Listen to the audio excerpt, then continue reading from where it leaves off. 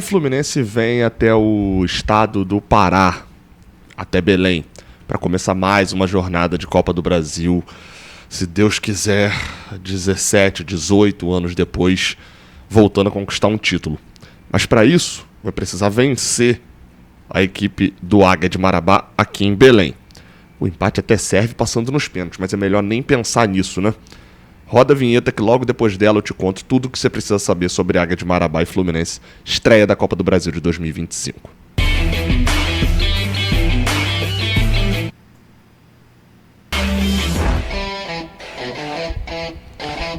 Seja bem-vindo, você guerreira de todo o Brasil e de todo mundo. Aqui é o canal Raiz Tricolor, eu sou Gabriel Amaral, sou jornalista e sou tricolor.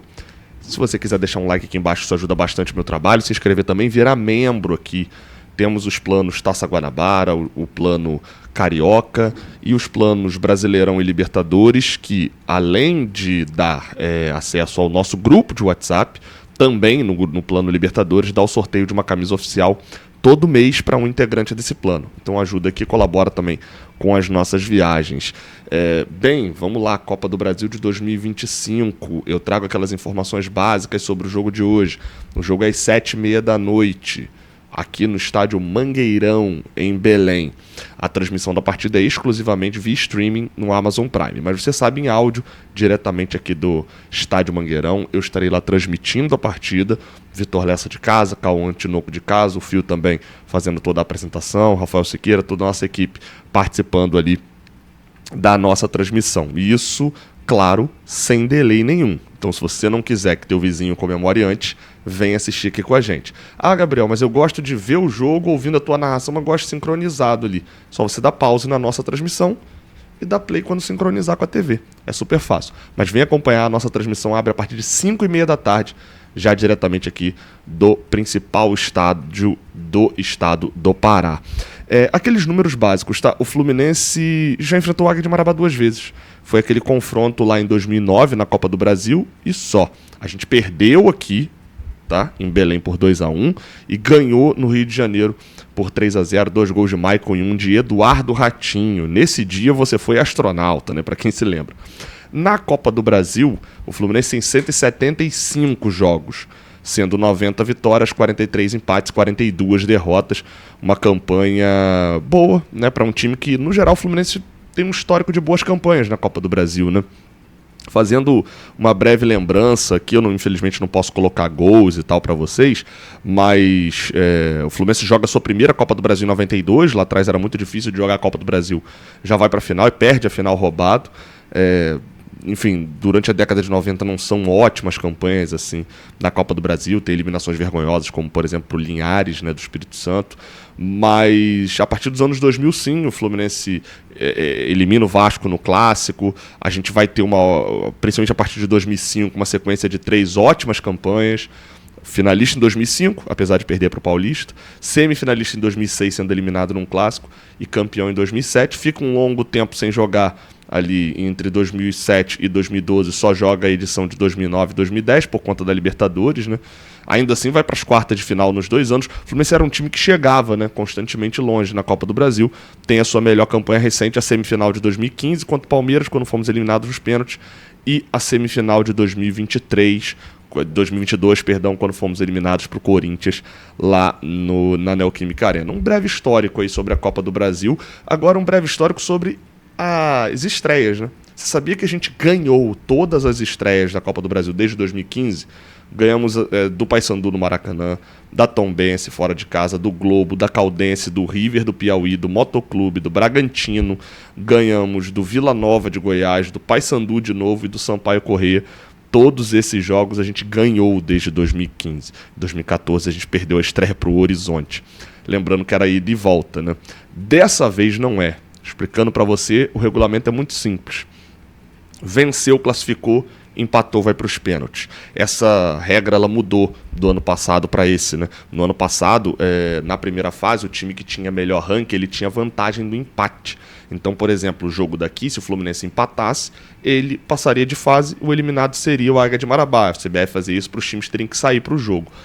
Com essa mudança, colocando o empate indo para os pênaltis, o Grêmio, por exemplo, foi para os pênaltis contra o São Raimundo de Roraima e se classificou, mas ficou à beira de ser eliminado, e o Sport foi eliminado.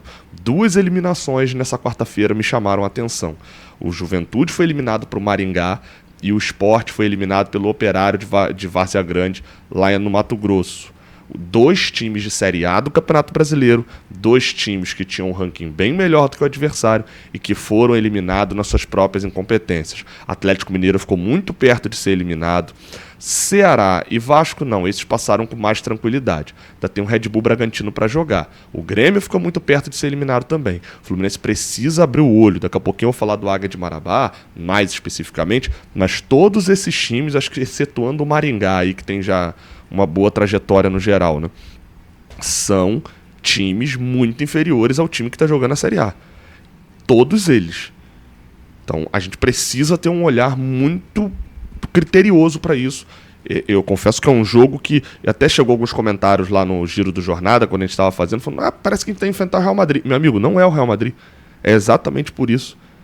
Por não ser o Real Madrid do outro lado, por ser o Águia de Marabá, a chance da gente abaixar o ombro e relaxar para um jogo desse e tomar 5-2 igual a gente tomou do América de Natal naquela virada, ela é possível. Então a minha atenção e a minha preocupação é muito mais essa. Bola por bola, não tem nem condições. Você pode criticar o que for o time do Fluminense ainda é favorito. E ainda favoreceu uma coisa que o jogo saiu lá de Marabá, saiu de Parauapebas, da região ali, de Carajás, né, a região da onde é o clube do Águia de Marabá, e veio aqui para o estádio Mangueirão, aqui para Belém, que fica a mais de 9 horas da cidade. Então o público não deve ser tão alto, tinha cerca de 2.500, 3.000 ingressos vendidos até essa terça-feira. O estádio é bem amplo, bem grande, ou seja, não tem aquele caldeirão e aquele gramado horroroso e tal, que poderia ser artifícios para o Águia eliminar a gente. Então é um jogo traiçoeiro, mas tudo corrobora para uma vitória do Fluminense e uma classificação tranquila. Vamos falar... e só outro ponto, tá? Esse jogo já deu ao Fluminense mais de R$1 milhão. Passar de fase dá outro 1 milhão. Gabriel, mas isso é muito pouco. Concordo, 1 milhão é muito pouco para o que é o Fluminense. Mas lá na semifinal a gente já vai estar juntando mais de 20. Então, meu amigo, o Fluminense não pode se dar o luxo de cair da Copa do Brasil. O Fluminense planeja ir até onde na Copa do Brasil financeiramente, galera? Ô, Gabriel, me responde isso. Se o Fluminense foi eliminado na primeira fase, quanto que ele precisa recuperar dinheiro? Não sabemos. O orçamento até agora não veio. Sempre chega atrasado. Mas enfim, vamos falar de bola e campo agora nas escalações, porque tem novidade. Apuração nossa. Vamos lá, tá?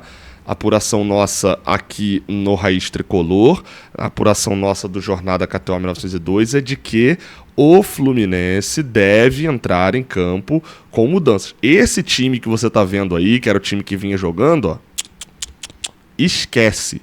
Mano Menezes treinou com 2 mudanças na equipe principal no último treino aqui. O último e meio que o único, né? Entre o jogo contra o Bangu e o jogo contra o Águia de Marabá, né? Porque o Fluminense só treinou nessa terça mesmo. Otávio entra na vaga do Hércules e Lima treinou na vaga do Riquelme Felipe.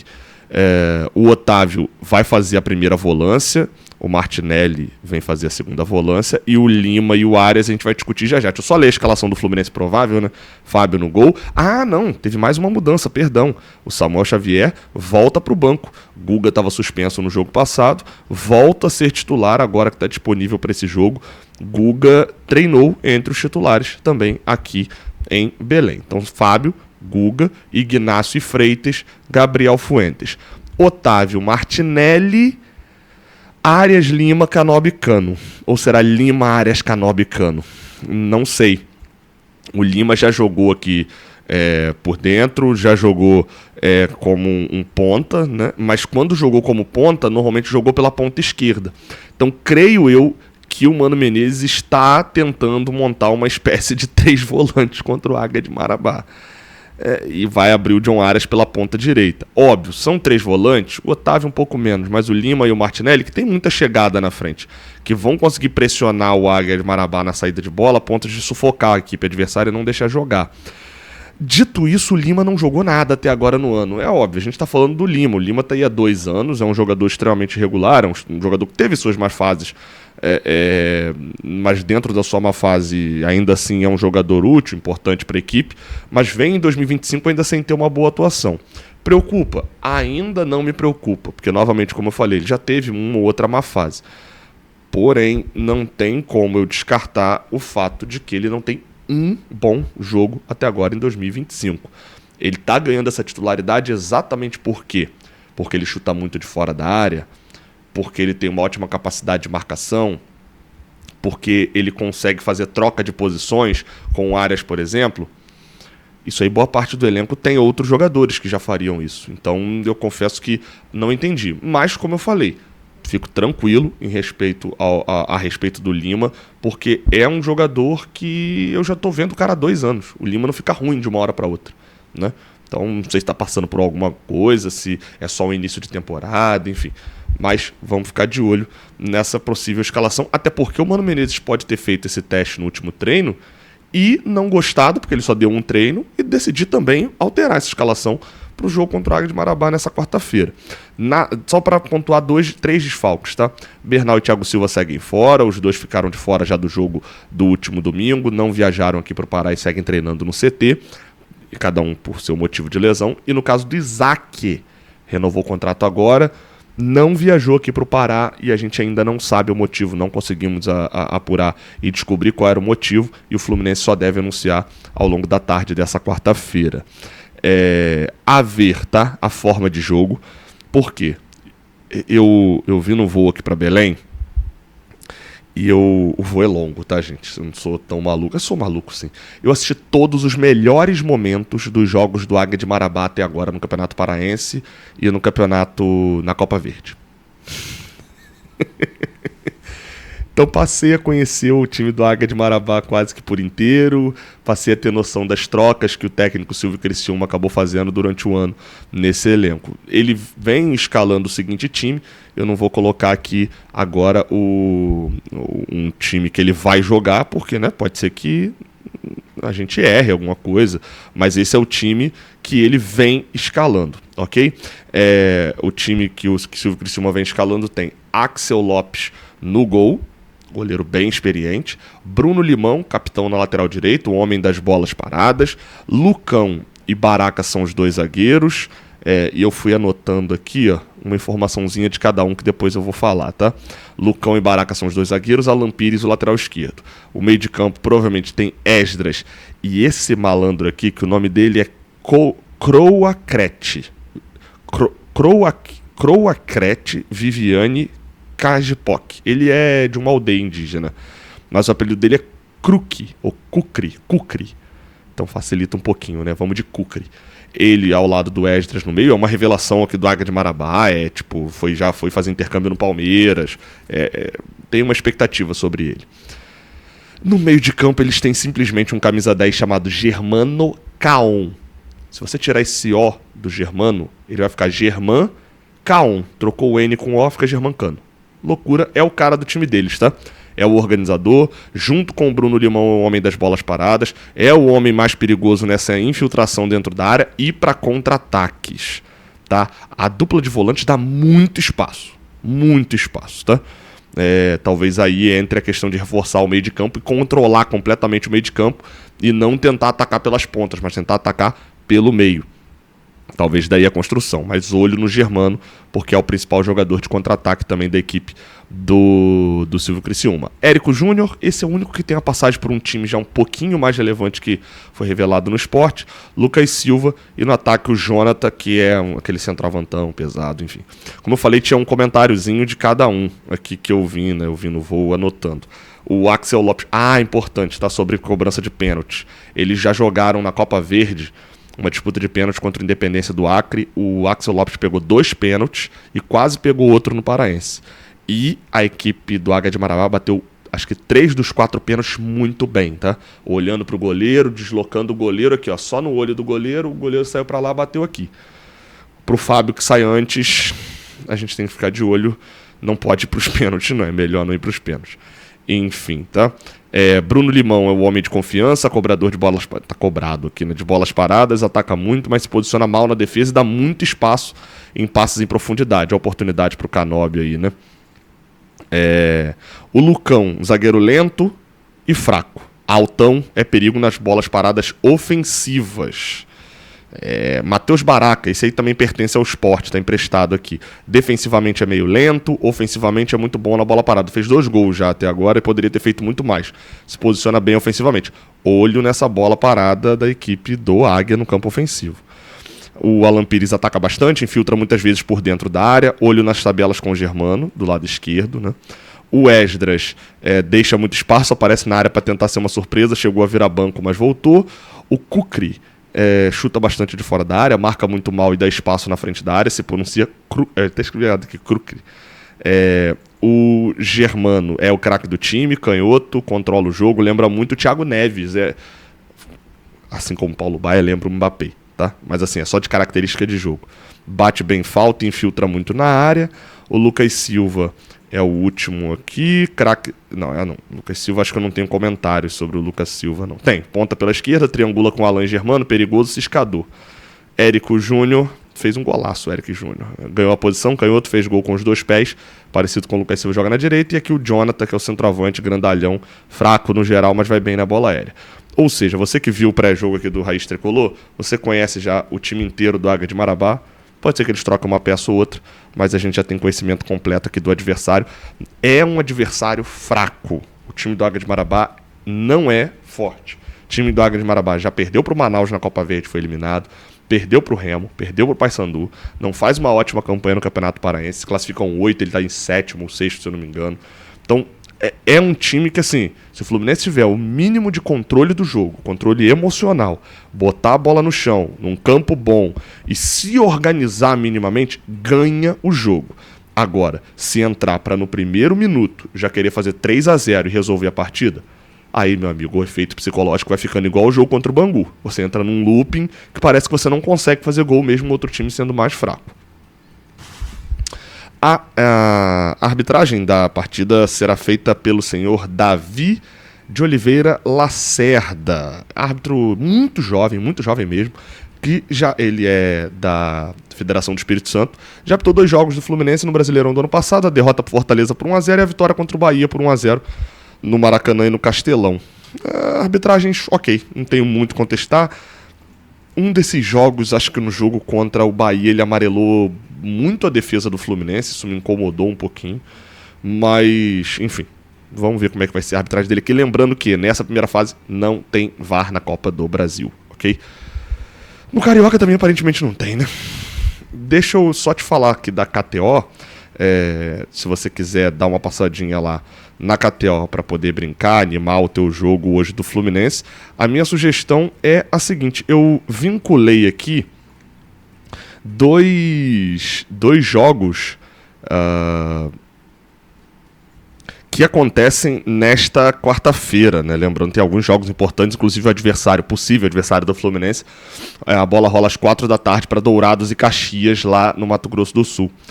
Vitória do Fluminense está pagando 1,3, é um valor baixo para apostar só nisso, então eu vou de vitória do Fluminense pagando 1,3, somado à vitória do Nova Iguaçu.